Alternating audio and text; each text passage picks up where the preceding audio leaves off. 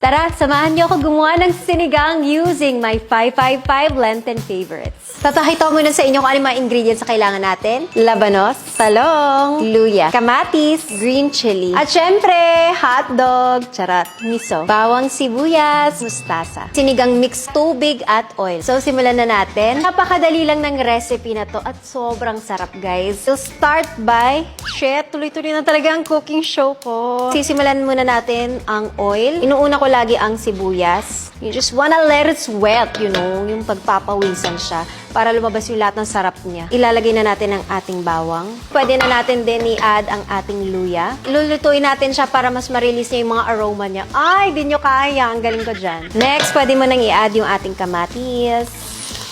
Labanos, kasi medyo matagal itong maluto, kaya pwede ko na siya isama. Lalagyan ko ng konting tubig para hindi lang siya masunog. Miso.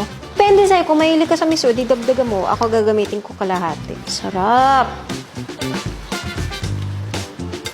Then, dadagdagan nyo na lang siya ng water. And then, sinigang mix. Depende kung gaano kaasim ang bet nyo.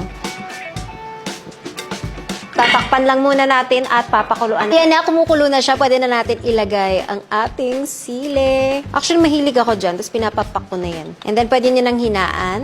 I-add ang ating talong. And syempre, ang ating 555 mackerel salmon style in natural oil. Itong recipe na 2 lata is already good for 5 to 6 people na. Bubuhos ko siya kasama yung kanyang oil. Wala, so sobrang laki. Tignan niyo kung gano'ng kalaki. Boosh. Grabe. Wow. Pinapakita ko lang kung gano'ng kalaki. At syempre, gano'ng kasiksik talaga ang 555. And napakamasustansya na nito. Kasi may mga gulay, may isda ka na, at may sabaw ka pa. Lalagay lang ako ng konting patis. Tapos, isisimmer natin siya ng 3 minutes. Susubukan muna natin kung ano yung lasa niya. Dagdag lang ako ng konti patis para may alat. Iba yung kutsara ko ng pantikim, kailangan wag nyo ipaghalo. Baka day, buong pamilya ko maging maamo sa akin. Ganun daw yun paglaway mo. And then, you can add the mustasa. Konti pang asin. Cover for 1 minute. Tanan! So yan, luto na siya. Serve and enjoy. Click the link to check out and enjoy the special limited edition bundle. Kain na tayo. Yung ating kapatid yan. Akala mo yung diet ata? Tingnan nyo naman gano'ng kalaki, oh. Oo. Like, para humaba buhay mo. Ah. Di ba? Ay, grabe, hindi ako inantay. Ang sama naman ugali. Ako Ano na alam to? mo to. Ano to? Gusto ko kumain pero tagal lang kasabay Ito ko. na, ito na. Ay, sasabay ba? Wait lang. Wala pa nga ako eh. Sumubo ka na eh. Wala pa akong sinubo. Kakanin lang yung cheers. So, syempre, Sabi mo, cheers!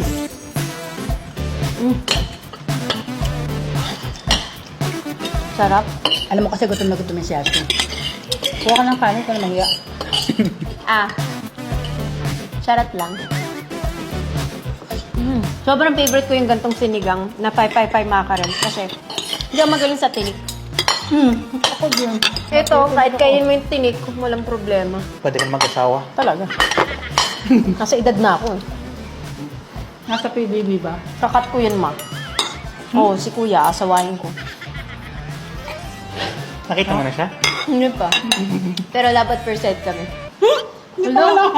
Busin natin para walang sayang. Ba't yung sili niya? Siya hindi kinain. Kaya binigay mo sa akin. Tama ka, nakimo na yan. Kaya ate. Tama na yan. Diyos ko naman. Ang kapal naman ng mukha. Sumilip lang ako, grabe lang. Uy, ang galing mo. Sobrang sarap.